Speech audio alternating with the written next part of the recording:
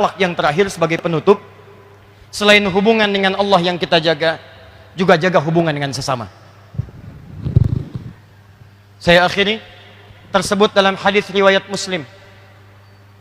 Ada orang-orang yang dikisahkan dua jenis, satu perempuan, kedua umum. Yang perempuan diadukan oleh tetangganya.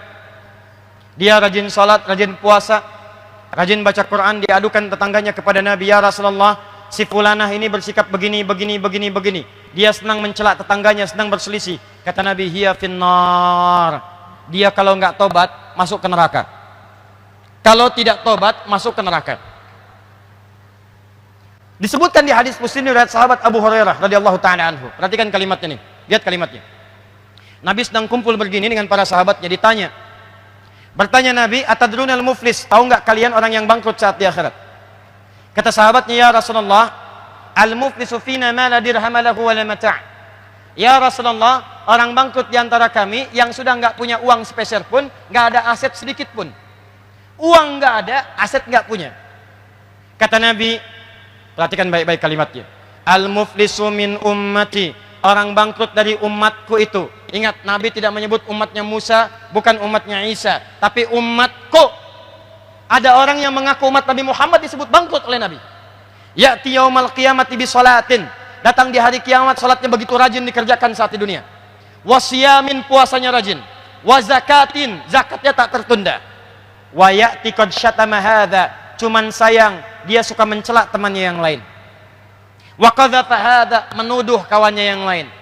Iri hati dengan pekerjaan kawannya, kemudian dia tuduh dengan tuduhan-tuduhan yang tidak layak.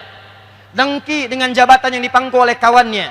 Dia berprasangka harusnya dia, kenapa kawan yang lain yang diangkat. Kemudian dia iri hati, dia dengki, dia caci maki, dia sebarkan tebar fitnahnya. Apa yang terjadi? Kata Allah, lihat kalimatnya melalui lisan Nabi.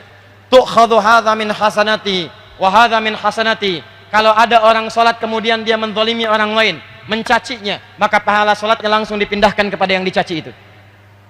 Tu'khadhu hadza min hasanati wa hadza min hasanati. Kalau ada orang kemudian puasa, lantas dia iri hati kepada kawannya, dia bicarakan keburukannya, maka diambil pahala puasanya, diberikan kepada orang yang dibicarakan keburukannya itu.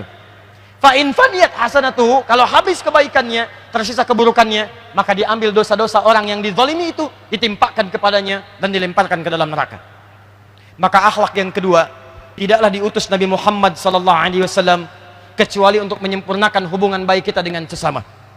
Maka kali ini saya ingin mengajak kepada kita semua, bukan cuma kita rajin sholat, rajin puasa, rajin baca Al-Quran, tapi bagian yang kedua ini yang tidak kalah penting. Orang yang bisa mempraktekkan ini, maka dijamin oleh Allah langsung di Quran surah ketiga, ayat 133 sampai 134, paling kanan sebelah atas di mushaf. Allah akan tempatkan orang ini di sebuah surga yang luasnya seluas langit dan bumi. Kalau nggak percaya, silakan. Anda amalkan, berdoa, cepat meninggal. Begitu Anda selesai, kembali kepada Allah. Seluas langit dan bumi. Mau maraton, silahkan, gak ada ujungnya. Mau koprol, bebas. Apa amalannya? Amalan pertama, alladzina yunfiquna fis sarra'i wad dharra. Dia gemar berbagi dengan sesamanya. Maka ayo praktekkan. Teman-teman yang di provinsi, begitu dapat tambahan, dapat promosi, dapat macam-macam, ayo silakan infak. Ajak teman-teman, syukuri. Boleh jadi Anda naik jabatan itu bukan karena Anda hebat juga, karena teman-teman Anda membantu Anda. Kalau nggak ada tukang fotokopi, bagaimana naskah-naskah Anda itu bisa diperbanyak? Kalau nggak ada yang ngetik, kalau nggak ada yang nyediain komputer, kalau Anda haus nggak ada yang nyediain teh, bagaimana Anda bisa menunaikan tugas dengan baik? Makanya adabnya kata Quran, begitu mendapatkan rezeki lebih dari Allah, bagi dengan sesamanya. Bahkan dalam hal ini jangan pisahkan non-muslim. Mungkin di sini ada pegawai yang non-muslim. Begitu Anda dapatkan rezeki, bagi. Yuk ajak. Makan yuk. Masya Allah. Tumben baik hari ini. Bukan tumben, tapi Allah memerintahkan saya untuk berbagi. Begitu mendengar kalimat Allah dalam jiwanya, boleh jadi hidayah akan terpajang dalam dirinya. Allah, besoknya dia panggil lagi. Pak, kenapa? Apa Allah belum perintahkan untuk berbagi hari ini? Anda silahkan cek. Banyak hadis-hadis Nabi itu mendorong kita untuk berbuat baik dengan sesama.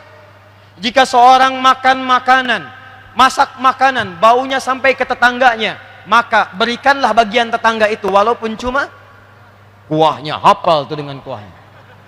Tapi awas, jangan salah cara mengamalkan. Anda yang makan ayamnya, kuahnya bagi orang, bukan.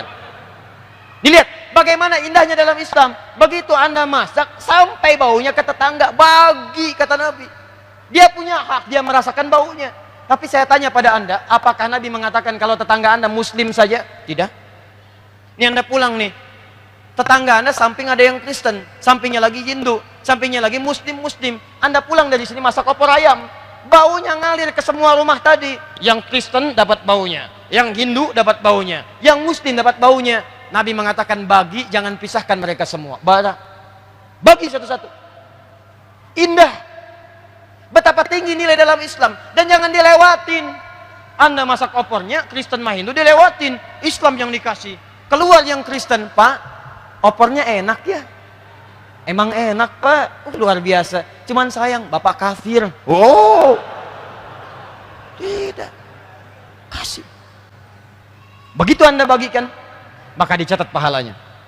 Kalau Anda berikan ada tenaga dipakai sholat, Anda dapatkan pahala sholatnya. Anda berikan pada penghafal Quran, diberikan mushaf, begitu dibacakan oleh orang ini, setiap hurufnya 10 pahala untuk Anda.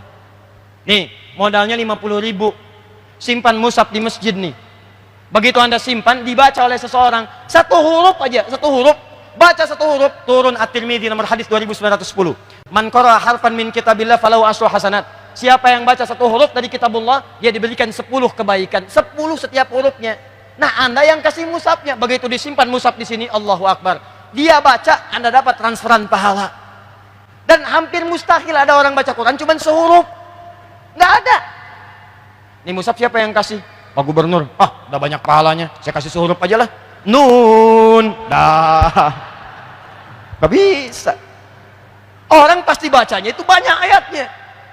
Karena itu, maaf, ketika saya tutup dengan sebuah hadis. Ketika Anda ingin menjadi umatnya Nabi Muhammad SAW, Anda hadirkan dengan nama maulid atau mauludnya. Anda ingin berakhlakul karimah, maka pesan Nabi, jaga hubungan dengan Allah. Saya pun Nabi, kata Nabi, tapi saya tetap sholat tahajud. Saya Nabi, saya pun tetap mengeluarkan infak. Saya Nabi, saya pun tetap berikan kebaikan kepada umat dan kawan-kawan. Saya Nabi, saya berikan harta dan hak-hak keluarga. Maka tanamkan nilai kedekatan dengan Allah. Yang kedua, jaga hak-hak lingkungan sekitaran kita. Orang tua, teman-teman, tetangga, kerabat. Kalau itu semua kita praktekkan, insya Allah keberkahan akan diturunkan di lingkungan kita semua. Siap insya Allah?